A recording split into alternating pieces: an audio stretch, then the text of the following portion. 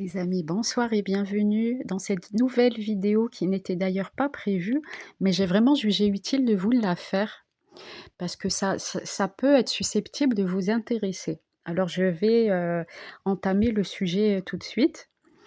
Alors les amis, comment reconnaître une âme sœur? Vraiment, ou alors un partenaire amoureux avec qui vous allez avancer longtemps. Comment le reconnaître les amis? Comment ne pas le rater? Comment ne pas le louper? Je vais tout vous expliquer dans cette courte vidéo. Je vais essayer de pas être trop longue, donc c'est parti.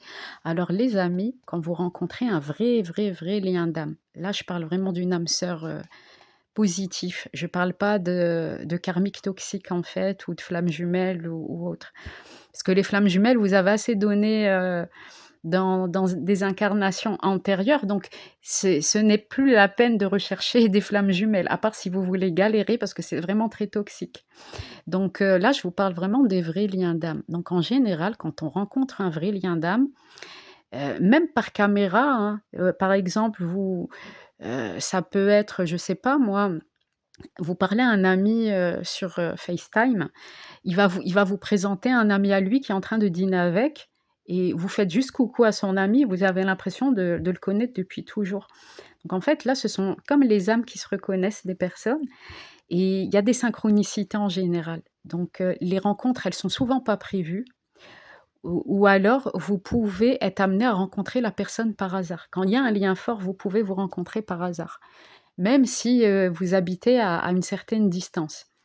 Il peut y avoir des synchronicités où, par exemple, vous êtes dans un supermarché, vous essayez de prendre le même boîte de camembert et vous vous retrouvez l'un face à l'autre. Ça peut arriver beaucoup comme ça les amis, des rencontres, très intenses comme ça. Vous pouvez aussi voir le lien d'âme dans le regard de l'autre. Dans le regard de l'autre, vous allez être un peu comme hypnotisé, la pression de connaître la personne alors que vous ne l'avez jamais vue. Et souvent, après des rencontres liens d'âme, on n'arrive pas à oublier la personne. Même si il s'est forcément rien passé, juste, des discussions platoniques, mais malgré ce côté platonique, en fait, vous n'arrivez pas à oublier la personne. C'est comme un appel à retourner vers la personne. Et souvent, il y a des synchronicités. Vous allez voir 11 11, vous allez voir 1h01, vous allez voir le nombre angélique 111 aussi. Après, il y a d'autres, synchronicités qui peuvent arriver. Vous pouvez avoir vos cœurs qui battent en même temps. Vous pouvez aussi, dire des mots en même temps. En fait, vous allez être super synchro surtout et vous allez aimer vraiment passer du temps ensemble.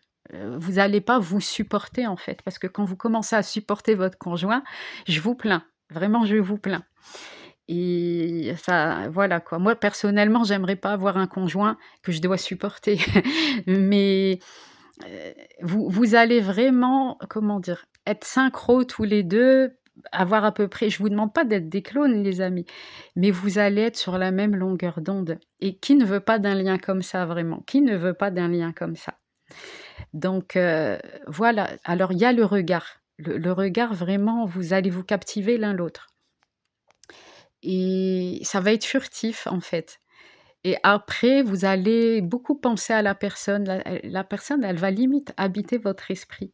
Même si vous ne voulez pas penser à la personne ou que vous allez peut-être être amené à travailler. Vous allez vous dire: «Bah, pourquoi je pense à cette personne? Je l'ai vue qu'une fois, qu'est-ce qu'elle fait dans mon esprit, en fait?» Et finalement, c'est le souvenir du lien qui fait que ça marque, ça peut marquer la personne même tous les jours. En fait, au plus le lien a été est puissant, au plus ça va vous prendre dans la tête, en fait et dans le cœur aussi. Parce que souvent, ça prend dans la tête avant de prendre dans le cœur, avant que les gens se rendent compte vraiment de ce qu'ils ressentent et parfois, il est bon de laisser quand même du temps à l'autre pour, à chacun, je dirais même, aux 2 parties pour que chacun puisse évoluer et comprendre ce dont il a besoin et donc c'est comme ça, les amis, que vous reconnaissez des vrais liens d'âme. Donc des même sur le point énergétique, sur le point spirituel, vous allez être pareil. Vous allez partager la même notion de spiritualité ou alors vous allez pas être dans des croyances limitantes ou par exemple, vous allez être dans les mêmes délires quelque part. Vous allez être dans les mêmes délires. Vous allez pas forcément, venir de milieux qui sont pareils. Vous pouvez venir de milieux, socio-culturels différents, mais, c'est pas parce que vous venez de milieux socio-culturels différents que vous ne serez pas sur la même énergie. Donc en fait, c'est au niveau énergétique qu'il faut regarder, pas au niveau coutume et tout, parce que l'univers, il comprend que le côté énergie, le côté fréquence. Et c'est ça le langage vibratoire, c'est la fréquence, les amis. Et en fait, si par exemple, vous convoitez une personne qui a une fréquence supérieure de vous, et que vous voulez vraiment être sur sa fréquence, je vous conseille de travailler sur vous. Mais encore une fois, moi je pars du principe où il y a une personne pour tout le monde. Donc ça sert à rien de d'aller convoiter des gens qui sont pas sur la même fréquence que vous. Parce que déjà, vous n'allez pas vous entendre, vous serez incompatibles et vous allez être déçus. Donc, allez plutôt vers des gens avec qui vous êtes à l'aise, des gens devant qui vous n'avez pas de blocage. Vous allez, voilà, des gens vraiment que vous avez envie d'avoir devant vous. Et c'est pas par exemple, vous êtes quelqu'un de calme, vous allez vers des gens agités, non. À ce moment-là, vous ne serez pas avec la bonne personne. Parce que quand on est sur la même fréquence, il y a pas d'erreur. Il y a aucune erreur, en fait. Vous n'allez pas être ennuyé, même si la personne, elle passe sa journée à vous parler, vous n'allez pas être ennuyé. C'est ça un vrai lien d'âme. Et pour peu que la personne soit absente, elle va vous manquer. Vous allez vous manquer mutuellement parce que voilà, vous vous serez, pardon, reconnu au travers de votre fréquence. Elle est là, il est là, en fait, tout se développe autour de la fréquence, en fait.